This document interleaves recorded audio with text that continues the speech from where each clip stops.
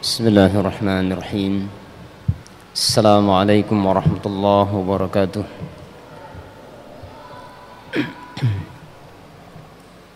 Innal hamdalillah nahmaduhu wa nasta'inuhu wa nastaghfiruh wa na'udzu billahi min shururi anfusina wa min sayyiati a'malina. من يهده الله فلا مضل له ومن يضلله فلا هادي له. اللهم صل وسلم على نبينا محمد وعلى آله وأصحابه ومن سار على نهجه واستنى بسنته إلى يوم الدين. اللهم علمنا ما ينفعنا وانفعنا بما علمتنا وزدنا علما. اللهم أرنا الحق حقا وارزقنا اتباعه وأرنا الباطل باطلا وارزقنا اجتنابه. اللهم اجعلنا هداة مهتدين إلى صراطك المستقيم. سبحانك لا علم لنا إلا ما علمتنا إنك أنت العليم الحكيم. أما بعد، أيها الطلبة, para santri, tidak lupa kaum muslimin wal muslimat semuanya, rahimani wa rahimakumullah. وأعزني الله وإياكم ووفقني الله وإياكم لما يحبه ويرضاه.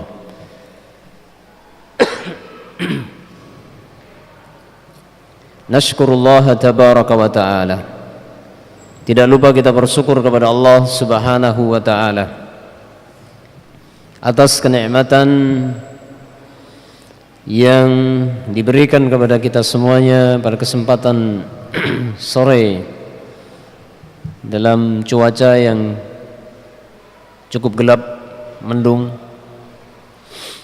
Walaupun ada peribahasa yang mengatakan mendung bukan berarti hujan, akan tetapi mendung juga menunjukkan akan hujan, bisa jadi. Akan tetapi semuanya fi qadarillah, semuanya berdasarkan ketetapan Allah Subhanahu wa taala. Intinya adalah kita bersyukur kepada Allah Subhanahu wa taala dikarenakan Allah Subhanahu wa taala masih berkenan memberikan taufik, hidayah, membimbing kita semuanya untuk bisa istiqamah di atas agama Allah sampai detik ini. Semoga Allah Subhanahu wa taala terus tidak henti-henti membimbing kita semuanya untuk bisa istiqamah di atas agamanya sampai hembusan nafas kita terakhir. Amin ya rabbal alamin. Salawat dan salam tidak lupa semoga tercurahkan kehadirat Nabi hadhil ummah, nabinya umat ini, khatamil anbiya wal mursalin, yang merupakan penutup para nabi dan rasul, yang setelahnya tidak akan ada nabi lagi sampai qiyamus saah.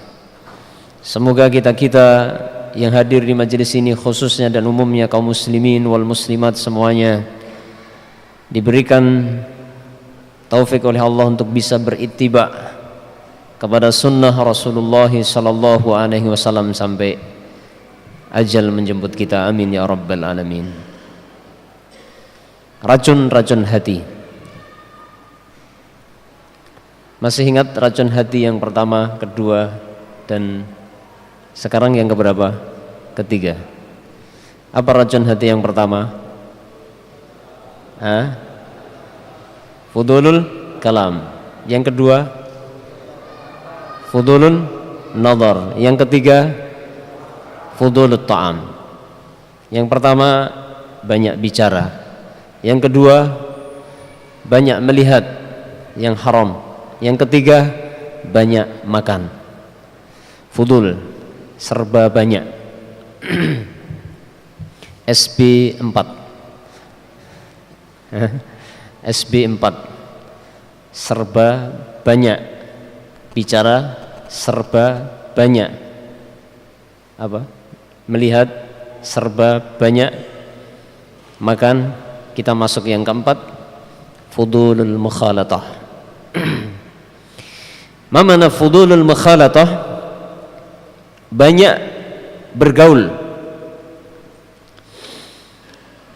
Sekarang muncul gelar-gelar yang digelarkan oleh sebagian orang kepada para pemuda yang berusaha menjaga diri untuk tidak banyak bergaul dengan dunia luar, dengan julukan yang sedikit agak menyakitkan, apa?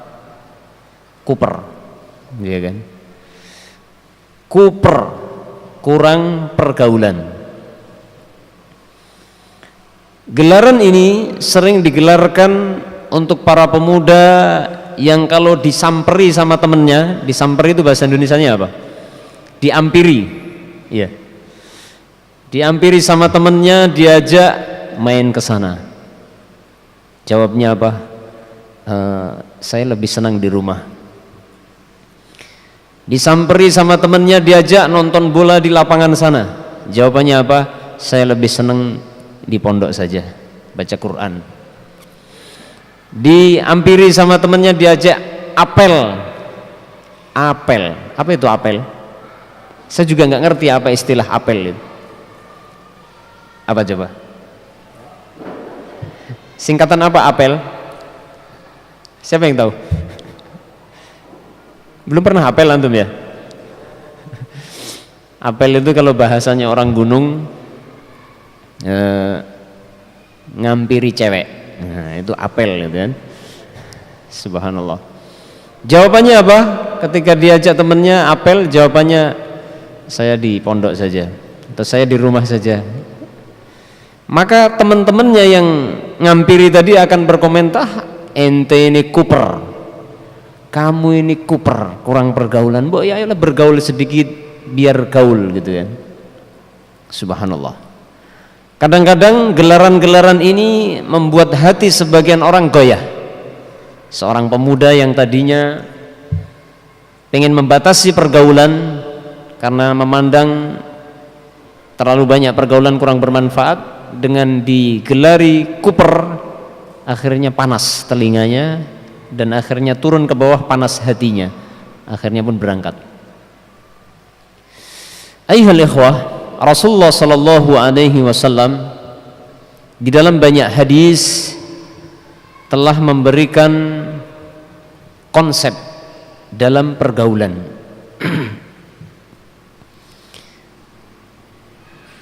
Kita sebagai umat yang mengaku beriman terhadap risalah Muhammad, nubuah Muhammad sallallahu alaihi wasallam, maka selalu menjadikan sunnah Nabi itu sebagai acuan utama atau menjadi prinsip pegangan di dalam menjalankan berbagai macam aktivitas dalam kehidupan ini. Ya, dan itu bukti kalau kita beriman kepada Nabi Muhammad sallallahu alaihi wasallam, bahkan itu merupakan bukti kecintaan kita kepada Allah. Siapa yang hafal sebuah ayat ketika Allah Subhanahu wa taala menantang orang-orang yang ngaku cinta kepada Rasulullah harus dibuktikan dengan ittiba kepada Nabi, dalam surat Ali Imran. Siapa yang hafal? Angkat tangan. Surat Ali Imran, fadhal.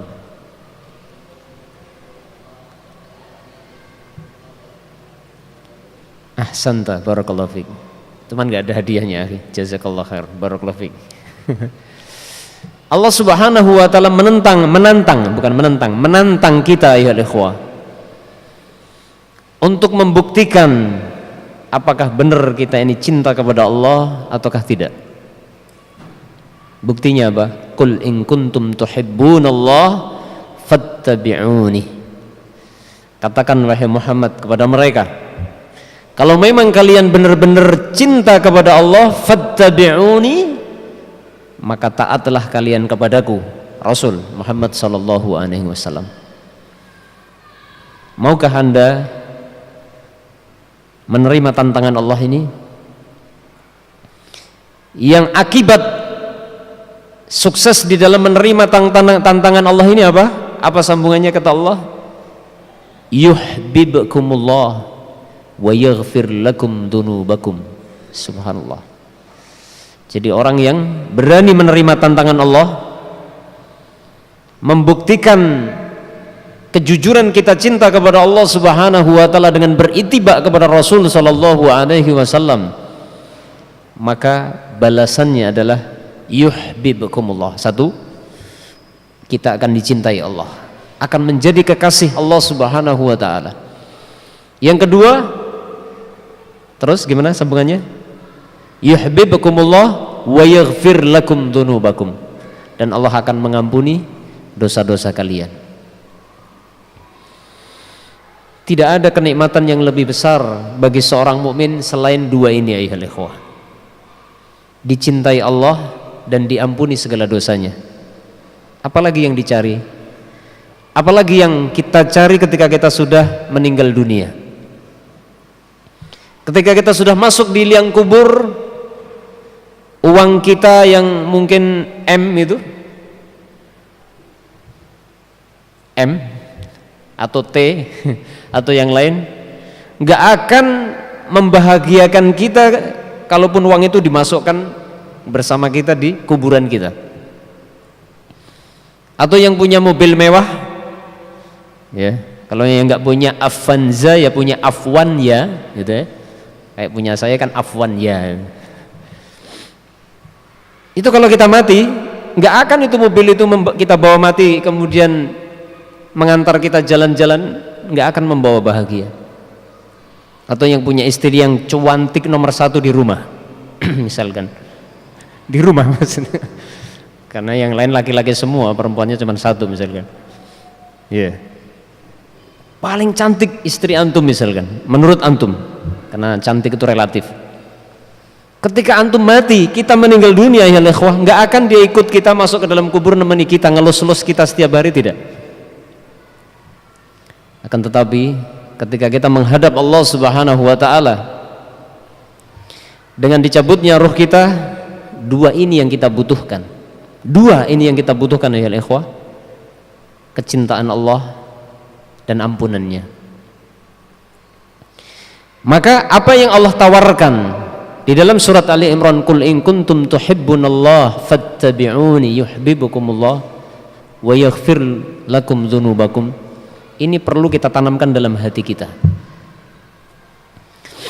sehingga sunnah Rasulullah sallallahu alaihi wasallam itu selalu menjadi acuan, selalu menjadi prinsip hidup kita, selalu menjadi acuan kita di dalam menjalankan berbagai macam aktivitas kita di dalam kehidupan kita sehari-hari. Ya, afwan kitabnya enggak saya baca ya. Antum melihat buku antum enggak ada. Iya. Maka ayyuhal ikhwah, tatkala antum berpegang dengan sunnah Rasulullah sallallahu alaihi wasallam, jangan hiraukan komentar orang, kuperlah. Kemudian apa lagi? Jumutlah. Kemudian apa lagi? Apa lagi? Rumahanlah, kampunganlah, kan? Gunung, oh lebih menyakitkan lagi, oh wong gunung, nggak pernah main, kamu di rumah terus gitu. Antum jangan hiraukan ya ikhwah. Ya nanti barangkali para santri ini kalau pulang liburan, sebentar lagi liburan ya ikhwah. Hati-hati antum ya, hati-hati.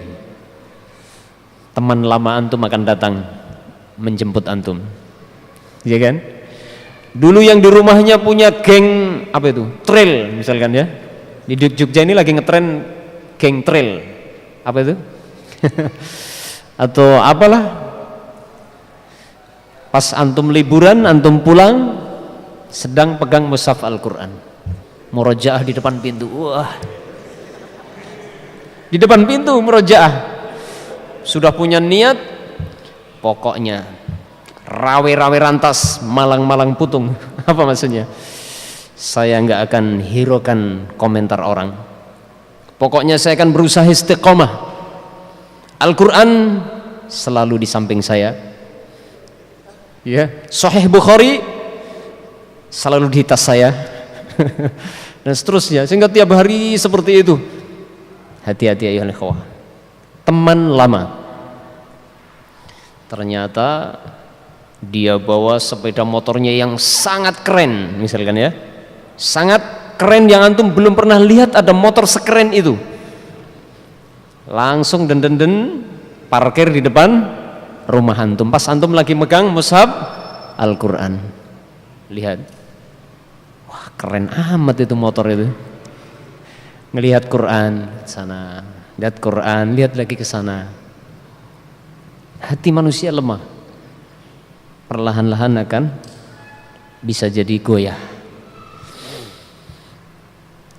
Pengaruh teman ayyuhal ikhwah luar biasa. Makanya berdoalah kepada Allah.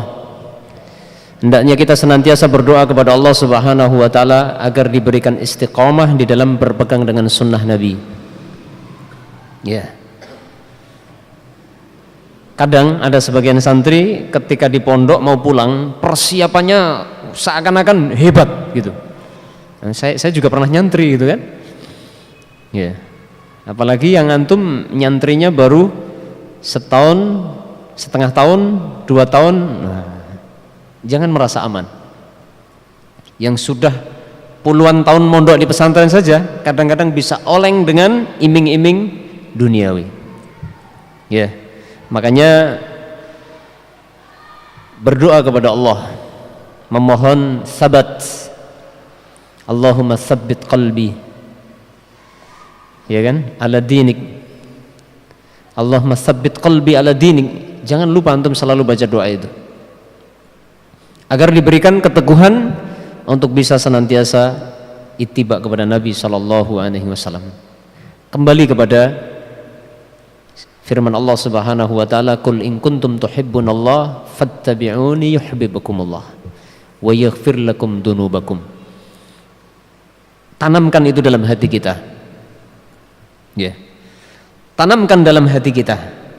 Sehingga tatkala kita menghadapi ajakan-ajakan dari kanan kiri kita, entah itu teman lama kita atau teman baru kita, yang akan berusaha perlahan-lahan tapi pasti menyeret kita keluar dari sunnah Nabi, ingat ayat ini.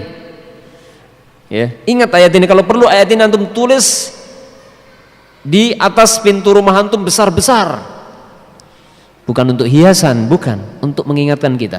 Sebagian ulama membolehkan seperti itu, tapi bukan untuk hiasan ya. Kalau Al-Quran ditulis untuk hiasan tidak boleh. Tapi kalau Al-Quran ditulis dengan jelas bisa dibaca plus terjemahannya, syukur tafsirnya, boleh. Dalam rangka untuk apa? Mengingatkan.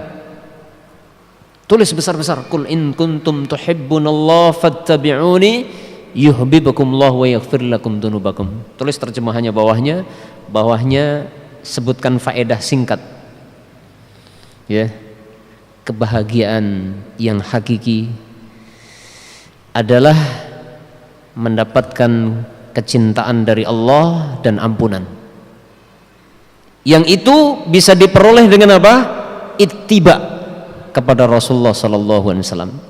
Sehingga sunnah Nabi dimanapun kita berada, antum ada dimanapun, antum ada di pondok pesantren, antum ada di kampung antum ada tinggal di kota, antum tinggal di pedalaman, ya, antum tinggal di gunung, antum tinggal di mana saja, harus menjadikan sunnah Nabi itu menjadi pedoman antum. Ya, maka antum akan berbahagia berdasarkan apa yang Allah janjikan. Yuhibbukumullah. Allah Subhanahu wa taala di dalam ayat ini menjanjikan 2 hal bagi orang yang mau ittiba kepada sunnah Nabi, dengan catatan tentunya istiqamah sampai akhir hayatnya, yaitu akan menjadi orang yang dicintai Allah. Dan ketika seseorang itu sudah dicintai Allah ya ikhwah, maka Allah Subhanahu wa taala akan selalu mengingatnya dan akan selalu menjaganya. Ya. Dan itulah konsekuensi dari rasa cinta. Ketika Allah mencintai hambanya, maka Allah Subhanahu wa taala akan menjaga hamba tersebut. Sebagaimana dalam sebuah hadis qudsi yang mungkin sering antum dengar, sebuah hadis qudsi yang menyebutkan tentang seorang hamba yang telah meraih wilayatullah, kecintaan Allah Subhanahu wa taala dengan sebab dia mengamalkan kewajiban-kewajiban, kemudian dia sempurnakan dengan hal-hal yang sunnah. Maka dalam hadis qudsi itu disebutkan bahwasanya Allah akan menjadi tangannya yang dia berbuat dengan tangan itu, Allah akan menjadi matanya yang dia akan melihat dengan mata itu, Allah akan menjadi telinga dia yang dia akan mendengar dengan telinga itu, Allah akan jadi kaki dia sehingga dia berjalan dengan kaki itu. Para ulama menyebutkan yang dimaksud hadis ini bukan berarti hadis ini mengajarkan apa? Wahdatul wujud, bukan. Apa itu wahdatul wujud? Manunggaling kawula Gusti, Allah menyatu dengan makhluk, tidak. Tapi yang dimaksud dalam hadis ini adalah apa? Seorang hamba yang benar-benar dicintai oleh Allah Subhanahu wa taala dengan sebab amalan-amalan yang dia kerjakan, maka Allah Subhanahu wa taala akan menjaga seluruh anggota badannya. Allah akan menjaga seluruh anggota badannya, mulai dari mata, telinga, mulut, tangan dan kaki, dijaga semua oleh Allah dari tergelincir ke dalam hal-hal yang dimurkai oleh Allah Subhanahu wa taala. Bahkan Al-Imam Ibnu Qayyim di dalam kitabnya Madarijus Salikin sempat menyinggung apa yang disebut dengan ilham, apa yang disebut dengan firasah dan yang lain. Orang yang dicintai oleh Allah Subhanahu wa taala, ada di antaranya mereka akan diberikan ilham oleh Allah, yang dengan ilham tersebut Allah menjaga seorang hamba yang telah menjadi kekasih Allah Subhanahu wa taala. Subhanallah ya ikhwah, keutamaan yang luar biasa ittiba kepada sunnah Nabi sallallahu alaihi wasallam. Kemudian kembali kepada fudulul mukhalatah. Banyak orang di dunia ini merasa kecil hati, merasa asing ketika ditinggalkan teman-temannya disebabkan karena berpegang dengan sunnah. Kalau di sini mungkin antum karena banyak temannya, enjoy. Apa artinya enjoy? Oke-oke saja. Tapi ketika antum pulang ke kampung kita, semuanya pulang ke kampung halaman kita, jenggot pun sudah mulai panjang, celana pun sudah mulai cingkrang, kan gitu ya. Yang dulunya teman-teman sekolah kita tiap hari datang ke rumah, ada yang bawa jeruk, ada yang bawa apel, kadang-kadang ada yang ngasih duit, kadang-kadang ada yang minjam duit juga, dan sebagainya. Teman kita sering mungkin datang kepada kita, ya kan? Tapi tatkala kita mengamalkan sunnah Nabi, perlahan-lahan, wah, kok sekarang si fulan itu kok jenggotan ya? Si fulan itu kok celananya ngapain cingkrang ya? Timbullah pertanyaan-pertanyaan. Ada sebagian mereka yang suudon, ada sebagian mereka yang kritis kemudian mau bertanya, ada yang sebagian gebyahwiyah, kata orang Jawa. Apa gebyahwiyah atau gebyahwiyah? Semena-mena menuduh orang, mengatakan itu teroris kayak yang di televisi. Yang di televisi kemana yang ditangkap itu jenggotnya panjang, celananya juga cingkrang kayak dia. Jangan-jangan temanku sudah jadi teroris. Kadang-kadang hal yang seperti ini menjadi ujian bagi orang-orang yang di awal perjalanan mengamalkan sunnah Nabi. Ya. Yang lebih menyedihkan lagi, kalau ini menjangkiti sebagian para penuntut ilmu yang karena salah pergaulan, ya kan? Salah pergaulan atau salah mencari teman, sehingga walaupun tinggal di pondok pesantren, tapi dia punya geng sendiri di pondok pesantren itu yang selalu menyelisihi kebaikan. Insya Allah ini tidak ada di pondok kita ini, insya Allah tidak ada di antara antum. Intinya ihal ikhwan rahimani wa rahimakumullah, kaum muslimin wal muslimat rahimakumullahu ta'ala, teman sedikit banyak akan memberikan pengaruh. Teman sedikit banyak akan memberikan pengaruh pada kehidupan kita, bahkan akan memberikan pengaruh kepada agama dan akidah kita. Makanya Rasulullah SAW memberikan satu prinsip di dalam mencari teman. Dalam sebuah hadis Rasulullah mengatakan al-mar'u ala dini khalilihi. Coba diulangi hadisnya. Al-mar'u ala dini khalilihi. Seseorang itu agamanya tergantung dengan temannya. Seseorang itu agamanya tergantung dengan temannya. Dalam riwayat yang lain Rasulullah sallallahu alaihi wasallam pernah memberikan satu gambaran teman yang baik seperti apa? Ya. Teman yang baik seperti apa? Pedagang, bukan seperti minyak wangi, seperti pedagang minyak wangi. Seperti pedagang minyak wangi. Kalau kita berdekat-dekat dengan pedagang minyak wangi, minimalnya apa? Mencium bau wangi. Kalau kita punya duit, bisa membeli dan bisa memanfaatkan. Atau minimalnya kita akan kecipratan minyak wanginya atau mencium bau wanginya. Akan tetapi sebaliknya Rasulullah sallallahu alaihi wasallam menggambarkan teman yang tidak baik seperti apa? Tukang pandai besi. Ini adalah satu ilustrasi yang disampaikan Rasulullah ini, tujuannya adalah untuk takribul faham, biar kita itu faham bahwa teman itu benar-benar punya pengaruh besar ataupun kecil.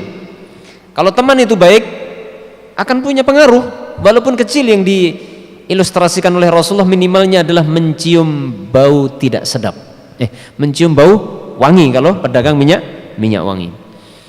Kalau tukang pandai besi, minimalnya Rasulullah menyebutkan apa? Mencium bau besi yang dibakar. Ada enggak bau besi dibakar itu harum? Ada enggak di dunia ini besi dibakar harum? Ada enggak, ikhwah? Tidak ada. Namanya besi dibakar bau apa? Bau gosong kan gitu ya. Bau gosong, sangit dan seterusnya. Tidak enak. Bahkan apa? Rasulullah menggambarkan yang lebih parah apa? Kita bisa kena percikan-percikan api.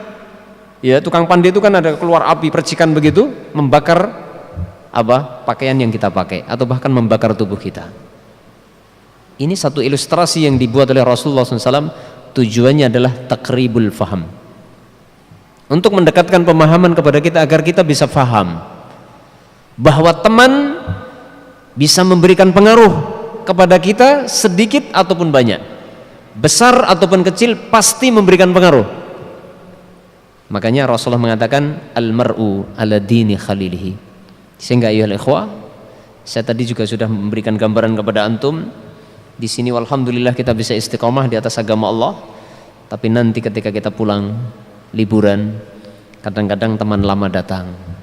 Hati-hati. Makanya semenjak sekarang berdoalah kepada Allah. Allahumma tsabbit qalbi ala dinik. Ya, berdoalah kepada Allah agar Allah meneguhkan hati kita di atas agama Allah Subhanahu wa taala. Dan kata para ulama, hati mudah terbolak-balik. Sebagaimana Rasulullah sallallahu alaihi wasallam selalu berdoa di dalam sebuah hadis, disebutkan Rasulullah sangat sering membaca doa apa? Ya muqallibal qulub, tsabbit qalbi ala dinik, wa ya musarrifal qulub, sarrif qalbi ala ta'atik. Wahai Zat yang maha membolak-balikkan hati, teguhkan hatiku di atas agamamu dan palingkanlah hatiku ini untuk selalu bisa taat kepadamu. Itu Rasulullah sallallahu alaihi wasallam. Kemudian cukuplah kita mengingat sebuah kisah yang sudah populer, yang sering kita dengar, khususnya para santri sering mendengarkan sebuah kisah yang disebutkan dalam sebuah riwayat yang bisa kita ambil pelajaran tentang betapa berbahayanya pengaruh teman yang jelek. Teman yang jelek agamanya ataupun jelek akhlaknya, pengaruhnya luar biasa. Makanya jangan main-main dan jangan berspekulasi. Kita hendaknya harus bisa mengukur diri kita masing-masing. Ya, ada sebagian orang mungkin atau sebagian santri mungkin coba-coba, atau bahasa kerennya uji nyali gitu. Apa bahasa kerennya? Uji nyali atau coba-cobalah begitu. Di sana ada gerombolan preman. Wah, ada komandannya, ada wakil komandan dan seterusnya, preman, geng apa begitu, geng fulani, kemudian mengatakan saya akan dakwai kalian misalkan, tunggulah saya. Misalkan gitu ya. Kemudian apa? Ya berdekat-dekat dengan mereka, berteman dengan mereka. Alasannya pertama untuk dakwah, bagus. Maka hendaknya kita bisa mengukur kemampuan diri kita masing-masing. Kalau antum mampu, yakin punya kemampuan, itu adalah kebaikan. Tapi kalau antum mengukur diri kita, diri antum, kayaknya saya nggak mampu, saya tipenya itu lemah, mudah terpengaruh, jangan coba-coba. Ayolah ikhwah, jangan coba-coba berteman dengan teman yang tidak baik kecuali dalam rangka dakwah ilallah. Dan itu pun ala qadri istita'atina, tergantung kemampuan kita. Kalau nggak mampu jangan coba-coba. Ya. Makanya kenapa para sahabat Nabi di awal Islam disyariatkan berhijrah.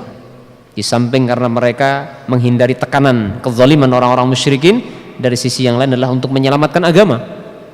Bahkan Rasulullah SAW pun akhirnya diperintahkan hijrah oleh Allah Subhanahu Wa Taala untuk menyelamatkan agama ini. Nabi, ya kan? Sehingga di sana ada sebuah hadis yang menyebutkan la tanqati'ul hijratu hatta tanqati'at taubatu wa la tanqati'ut taubatu hatta tatlu'a asy-syamsu min maghribiha. Tidak akan pernah putus syariat hijrah sampai terputusnya pintu taubat, dan tidak akan terputus syariat dan tidak akan terputus pintu taubat, tidak akan tertutup pintu taubat sampai terbitnya matahari dari sebelah barat. Maka hadis ini menunjukkan sampai hari kiamat nanti syariat hijrah akan tetap ada. Apakah manfaat hikmah di balik syariat hijrah? Hikmahnya adalah apa? Ini adalah merupakan kasih sayang Allah kepada hamba-hambanya. Allah Maha tahu bahwasanya di antara hamba-hambanya ada hamba-hambanya yang memiliki kuwatul iman. Ya, ada di antara hamba-hamba Allah yang memiliki kekuatan iman, keteguhan iman yang luar biasa, sehingga di medan yang seperti apapun dia tetap tegar, seperti batu karang yang di pinggir lautan, setiap hari dihempas oleh badai tetap tegar. Akan tetapi Allah Maha tahu ada di antara hamba-hamba Allah dari kalangan orang yang beriman yang memiliki iman yang lemah, baik pemudanya, orang tuanya dan seterusnya, memiliki iman yang lemah, sehingga ketika memiliki teman, memiliki masyarakat yang buruk akhlak dan agamanya, kemungkinan besar akan terpengaruh. Maka Allah mensyariatkan apa? Hijrah, agar apa? Dia tidak terpengaruh dengan lingkungan dan teman-temannya, agar terjaga agamanya. Ini kasih sayang Allah Subhanahu Wa Taala. Dan dalam hadis tadi disebutkan syariat hijrah itu akan tetap ada sampai akhir zaman. Oleh karena itu ayyuhal ikhwah, berhati-hati di dalam memilih teman. Ini harus selalu kita pertimbangkan dimanapun antum berada. Di mana saja kita berada harus kita pertimbangkan siapa teman kita, siapa yang menjadi teman karib kita. Jangan setiap orang kita jadikan teman, ya. Jangan setiap orang kita jadikan teman karib, tidak peduli agamanya baik atau tidak baik. Tidak seperti itu. Ya, cukuplah sabda Nabi sallallahu alaihi wasallam, al-mar'u ala dini khalilihi, seseorang itu tergantung temannya. Kemudian yang kedua, berteman dengan teman yang tidak baik. Kemudian teman yang tidak baik ini mempengaruhi agama kita, mempengaruhi akhlak kita, mempengaruhi kehidupan kita. Terus seperti itu, maka teman-teman yang seperti ini nanti di yaumul qiyamah akan ada konsekuensinya. Kalau kita di dunia memiliki teman-teman dari kalangan orang-orang yang tidak bertakwa, dan pertemanannya bukan dibangun di atas ketakwaan kepada Allah, akan tetapi dibangun di atas kedurhakaan kepada Allah Subhanahu Wa Taala, sebagaimana pertemanan orang-orang musyrikin, maka nanti teman-teman kita di dunia itu nanti di akhirat akan berubah menjadi musuh yang bermusuhan dengan kita. Seperti yang Allah ungkapkan di dalam surat Az-Zukhruf atau dalam penggalan surat Az-Zukhruf ayat 67. Silahkan dibuka nanti penggalan ayatnya. Allah mengatakan al-akhillau yawma idzin ba'duhum li ba'din adu illal muttaqin. Al-akhila, orang-orang yang saling menyayangi, maksudnya adalah dari kalangan orang-orang musyrikin yang dimaksud dalam ayat ini. Pada hari itu, pada hari kiamat nanti, sebagian mereka akan menjadi musuh bebuyutan bagi sebagian yang lain. Illal muttaqin, kecuali orang-orang yang bertakwa. Orang yang berteman, orang yang bersaudara, pertemanan dan persaudaraannya karena ketakwaan kepada Allah, nanti akan menjadi teman di dunia dan di akhirat. Ya. Orang-orang yang bertakwa, orang-orang yang beriman, yang saling mencintai satu sama yang lain, bukan hanya Allah kumpulkan di dunia, tapi Allah akan kumpulkan di surganya nanti di yaumul qiyamah. Semoga Allah Subhanahu wa taala mengumpulkan kita semuanya di surganya bersama Nabi sallallahu alaihi wasallam. Kemudian juga Allah Subhanahu wa taala memberikan gambaran kondisi orang-orang musyrikin yang berteman dekat satu sama yang lain, saling bahu membahu, saling memberikan loyalitas satu sama yang lain, saling mencintai satu sama yang lain, akan tetapi di atas kesyirikan dan kekufuran. Allah gambarkan keadaan mereka nanti di yaumul qiyamah seperti disebutkan dalam surat Al-Ankabut, innamat takhadhtum min dunillahi awthana innamat takhadhtum min dunillahi awthana mawaddata bainikum fil hayatid dunya thumma yaumal qiyamati yakfuru ba'dukum bi ba'd wa yal'anu ba'dukum ba'da wa ma'wakumun nar wa ma lakum min nasirin. Dalam surat Al-Ankabut ayat 25. Sesungguhnya hanyalah kalian menjadikan berhala-berhala itu menjadikan landasan kecintaan di antara kalian selain Allah di kehidupan dunia ini. Kemudian nanti di yaumul qiyamah sebagian kalian akan mengingkari sebagian yang lain, bahkan sebagian kalian akan melaknat sebagian yang lain, dan tempat kembali kalian nanti adalah neraka, dan di waktu itu kalian tidak punya penolong sama sekali. Allah menggambarkan di sini bagaimana pertemanan orang-orang musyrikin, yaitu mereka berkasih sayang, saling cinta mencintai sesama penyembahan berhala, sesama penyembah berhala, dan kasih sayang mereka, kecintaan mereka karena berhala, bukan kecintaan karena Allah.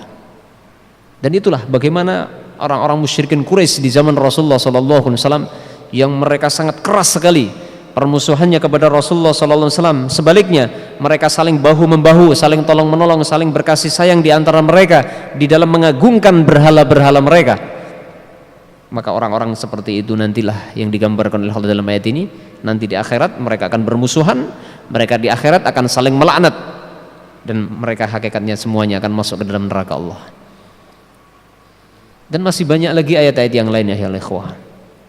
Sehingga ketika kita ingin mencari seorang teman, antum ingin memilih seorang teman, pertimbangkan terlebih dahulu siapakah teman saya, siapakah yang akan menjadi teman saya, siapa teman pilihan saya, ya kan? Antum lihat dulu agamanya, ketakwaannya. Maka hendaknya antum bisa memilih orang-orang yang bertakwa, yang selalu menjadi teman antum. Memilih orang-orang yang memiliki akidah yang lurus, memiliki akhlak yang baik, memiliki manhaj yang sahih yang antum pilih. Dan hati-hati dengan teman-teman yang memiliki akidah yang menyimpang, dengan teman yang memiliki akhlak yang rusak, memiliki teman yang memiliki manhaj yang rusak. Kita lihat bagaimana para salafus saleh terdahulu, kehati-hatian mereka di dalam memilih teman. Saya sebutkan beberapa kisah saja secara singkat. Yang pertama apa yang dikisahkan dalam sebuah athar yang diriwayatkan dari Ma'mar. Beliau pernah menceritakan seorang imam Tawus terkenal. Beliau Al-Imam Tawus ini pernah duduk bersama putranya. Imam Tawus sedang duduk bersama putranya. Tiba-tiba datang seorang laki-laki yang berpemahaman Mu'tazilah. Kemudian laki-laki yang punya fiqrah Mu'tazilah ini menyampaikan sesuatu di hadapan Imam Tawus dengan putranya. Maka apa yang dilakukan Imam Tawus? Fa'adkhala Tawus asbi'ai fi udhunai wa qala ya bunayya adkhil asbi'aik fi udhunaik. Coba bayangkan, hatta la tasma' min qawlihi syai' fa innal qalba dha'ifun. Imam Tawus berkata, Imam Tawus masukkan telinganya begini, jarinya dimasukkan gini, dua jarinya dimasukkan gini, kalau nggak paham gini ya. Kemudian berkata kepada putranya, wahai anakku, masukkan dua jarimu ke telingamu ya nak, masukkan nak, sehingga jangan sampai engkau mendengarkan omongan dia. Fa innal qalba dha'if, karena sesungguhnya hati ini lemah. Siapa yang akidahnya lebih bagus, Imam Tawus dan putranya atau kita? Ya. Kalau kalibernya adalah kaliber Al-Imam Tawus dan putranya yang dibimbing langsung, dididik langsung oleh Imam Tawus, itu saja seperti itu, bagaimana dengan kita? Dalam asar yang lain, dalam riwayat yang lain, diriwayatkan oleh Saleh Al-Mazi dari Al-Imam Ibnu Sirin. Suatu ketika ada seorang laki-laki menjumpai Al-Imam Ibnu Sirin. Antum tahu bagaimana biografinya Imam Ibnu Sirin, seorang imam besar ayyuhal ikhwah. Yaitu Imam Ibnu Sirin didatangi oleh seorang laki-laki. Ketika laki-laki ini datang, dia membuka pembicaraan tentang masalah takdir, ya, yang dia itu memiliki penyimpangan dalam masalah qadar.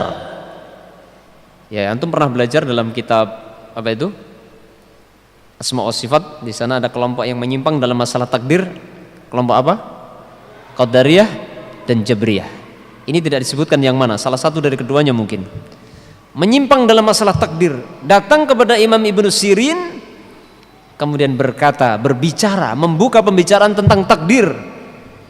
Maka Al-Imam Ibnu Sirin berkata, faqala Ibnu Sirin, imma an taqum wa imma ana nakum wa imma nahnu nakum. Anda yang pergi atau saya yang pergi? Ya nggak harus keras seperti itu maksudnya, cuma nanti intinya ini sebagai contoh ya. Ya. Imma an taqum wa imma an nakum. Anda yang pergi dari sini atau saya yang pergi? Imam Ibnu Sirin. Kan tetapi ya ikhwah, sangat disayangkan di zaman sekarang ini banyak para penuntut ilmu yang bermudah-mudahan mendengarkan ilmu dari orang yang tidak jelas ilmunya, bahkan yang lebih parah mengambil ilmu dari orang yang jelas-jelas menyimpang akidahnya. Nasallahu as-salamah wal afiyah. Maka ya ikhwah, hati-hati memilih teman. Kalau ini tadi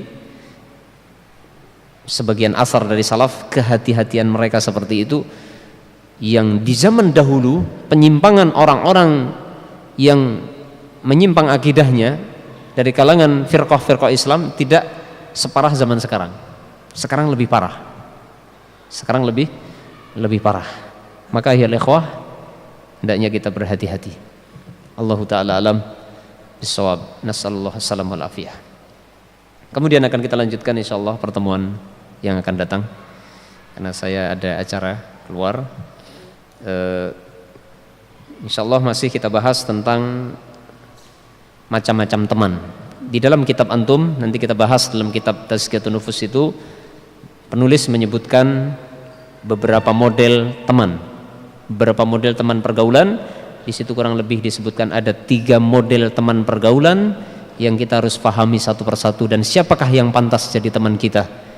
Mudah-mudahan Allah Subhanahu wa taala memberikan keistiqomahan kepada saya, kepada antum, kepada saudara-saudari kita kaum muslimin wal muslimat untuk bisa istiqomah di dalam berpegang dengan sunnah Rasulullah sallallahu alaihi wasallam sampai akhir hayat kita, sehingga kita benar-benar nanti berhak menjadi orang-orang yang tatkala dibukakan haud telaga di yaumul qiyamah kelak, kita tidak termasuk orang-orang yang diusir oleh para malaikat, tidak boleh mendekat ke telaganya Rasulullah SAW dikarenakan telah menyimpang manhaj akidah dan agamanya, mengikuti selain petunjuk Rasulullah SAW. Amin ya rabbal alamin. Demikian yang bisa saya sampaikan. Kalau ada pertanyaan disimpan dulu ya ikhwah, nanti insyaallah pertemuan yang akan datang disampaikan. Kita akhiri subhanakallahumma wa bihamdika asyhadu an la ilaha illa anta astaghfiruka wa atubu ilaik. Assalamualaikum warahmatullahi wabarakatuh.